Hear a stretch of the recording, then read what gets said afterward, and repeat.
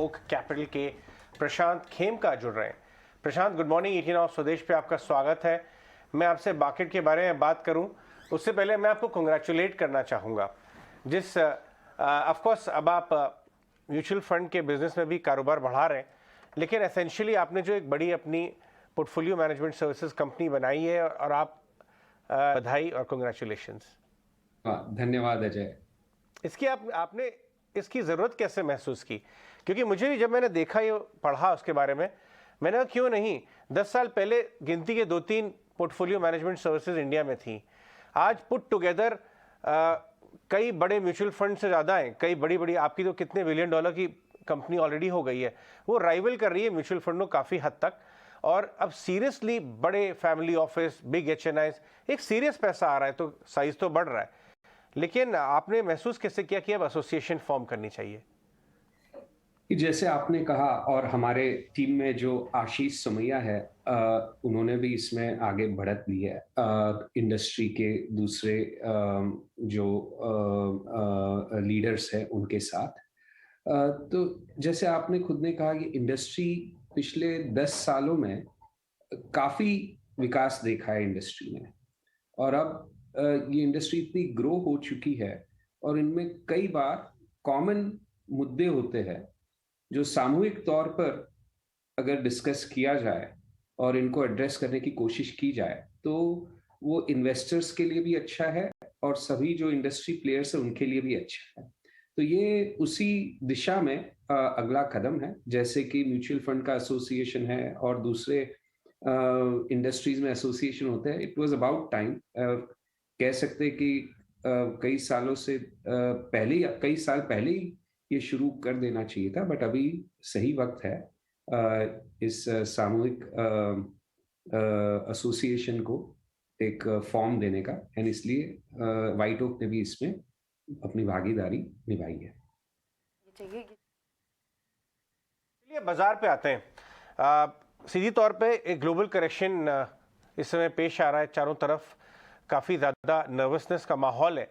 लेकिन Indian market, हालांकि broader mid caps बहुत गिर गए हैं जहाँ पे आपकी एक्सपर्टीज़ है, लेकिन बेंचमार्क्स के वैल्यूएशन बहुत कंप्रेस नहीं हुए। अभी भी हम वर्ल्ड के one of the best performing market हैं इस साल। आपको स्कोप दिखता है नीचे की तरफ?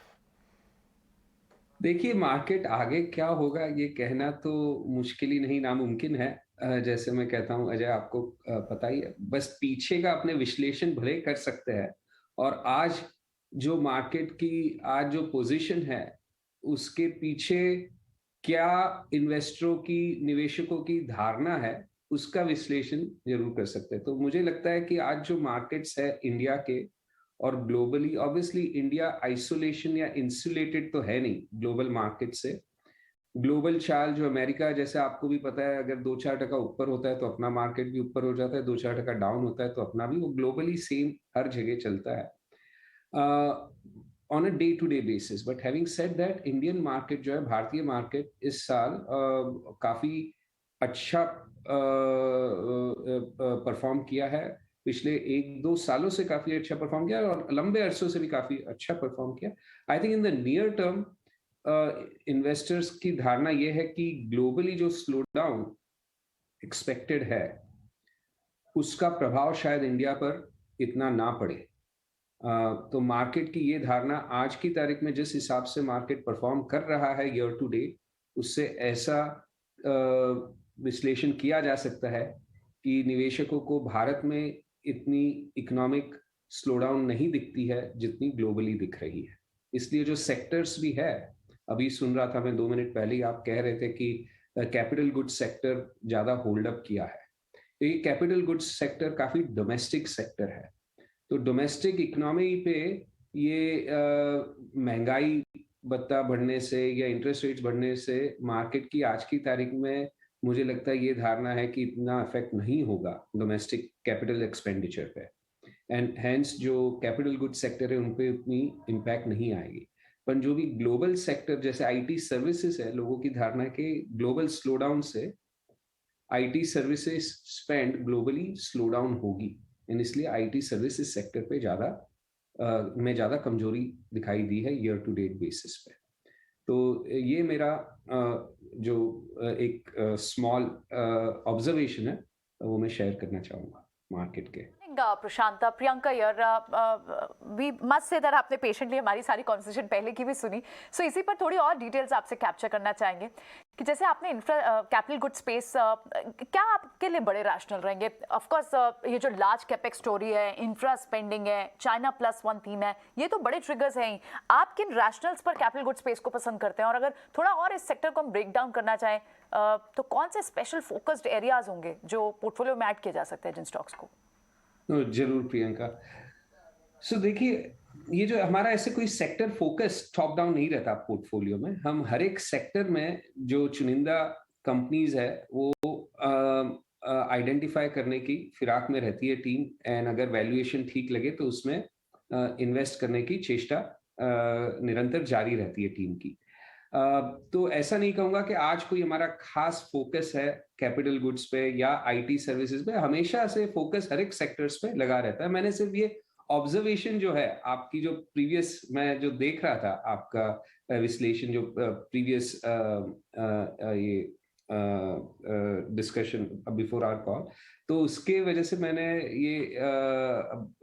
ये बात की कि आप अगर सेक्टरली देखें तो जो भी domestic focused, domestic cyclical focus sectors है उन्होंने काफी अच्छा परफॉर्मेंस दिया है, एंड जो ग्लोबल सिक्लिकल है या डिफेंसिव्स है, डोमेस्टिक डिफेंसिव्स है, वो थोड़े वीक रहे।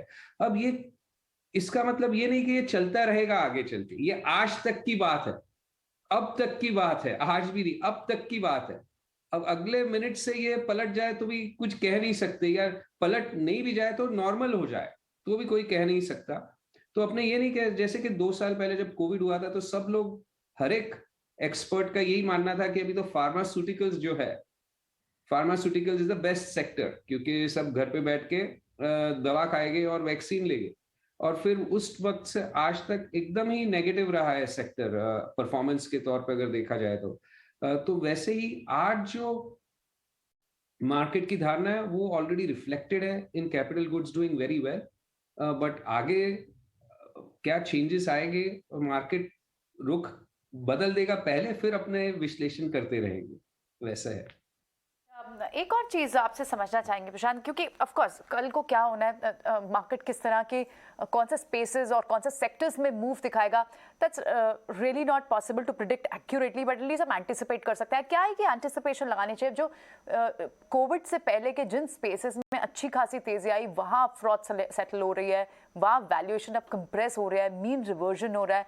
सो ऐसे में कौन से और स्पेसेस हैं आपको लगता है कि अब ऑलमोस्ट कोविड इज ओवर और इसके बाद अब किन स्पेसेस पर एक नजरिया होना चाहिए? कंज्यूमर टेक कंपनीज हमने देखा अच्छी चली, डेटा रिलेटेड कंपनीज अच्छी चली, लेकिन अब ओपन अप थीम के जो स्पेसेस हैं उसमें कहाँ नजर हो सकती है?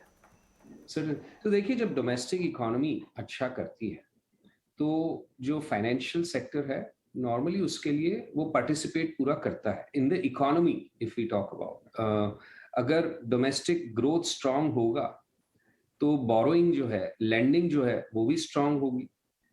एनपीएल फॉर्मेशन कम होता है उसमें, और ग्रोथ ओवरऑल बैंकिंग सेक्टर में काफी स्ट्रांग रहती है। अगर हिस्टोरिकली आप कोई भी देश का स्ट्रांग इकोनॉमिक ग्रोथ के वक्त पे कैसे फाइनेंशियल्स करती है उसका अगर आप विश्लेषण करें तो एक banking sector is a sector जिसने पिछले 1-2 साल में इतना कोई खास परफॉर्मेंस नहीं दिया है इंडिया में। और आई वुड पर्टिकुलरली से प्राइवेट सेक्टर जो फाइनेंशियल्स है, प्राइवेट सेक्टर बैंक्स जो है, तो वहां पे टीम को काफी अच्छी इन्वेस्टमेंट अपॉर्चुनिटीज मिल रही है। सिमिलरली आईटी सर्विसेज भी जो है, हालांकि आज ईयर टू डेट उनकी थोड़ी परफॉर्मेंस ठीक नहीं है, पर ग्लोबली अगर स्लो डाउन आता भी है तो जैसे पिछले साइकिल्स में भी देखा गया है, आईटी या टेक्नोलॉजी रिलेटेड जो स्पेंडिंग होती है वो इतनी जल्दी से कंपनियां जो ग्लोबल फॉर्च्यून 500, फॉर्च्यून 1000 कंपनीज है, वो it is the last item to be reduced, क्योंकि आज IT spending is not discretionary. IT spending future growth के लिए जैसे कैपेक्स करते हैं और फ्यूचर के लिए न्यू कैपेसिटी एडिशन के लिए नहीं, वो आज सर्वाइव करने के लिए आईटी स्पेंडिंग एसेंशियल हो गया। तो आईटी सर्विसेज में भी बहुत अच्छी अच्छी कंपनीज है जिसमें से सिलेक्ट किया जा सकता है।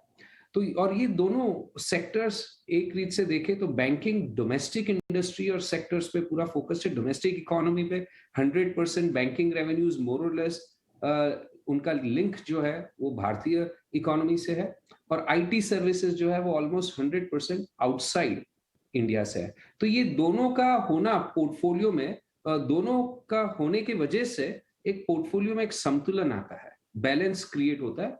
एंड दोनों सेक्टर्स में फॉर्चुनेटली इंडिया में अनलाइक अदर कंट्रीज जहाँ पे banking sectors totally government dominated होती है एंड मुनाफे के लिए जरूरी नहीं कि मुनाफे के लिए चलाई जाती हो, पर इंडिया में काफी अच्छी फाइनेंशियल सेक्टर में कंपनीज है एंड आईटी सर्विसेज में कंपनी। तो ये दो सेक्टर में मैं खास कहूंगा। एंड देन दूसरे सेक्टर्स में जैसे कैपिटल गुड्स, इंफ्रास्ट्रक्चर आपने कहा, उसी तरह से कंज्यूमर में भी आपने कंज्यूमर टेक कहा, बट ट्रेडिशनल कंज्यूमर कंपनीज में भी काफी अपॉर्चुनिटीज टीम को अभी भी मिल रही है और निवेश हमारी टीम कर रही है। So IT, banking services, banking sector, IT services sector, capital goods and consumer, ये चारों सेक्टर में अपॉर्चुनिटीज हमें ज्यादा मिल रही है।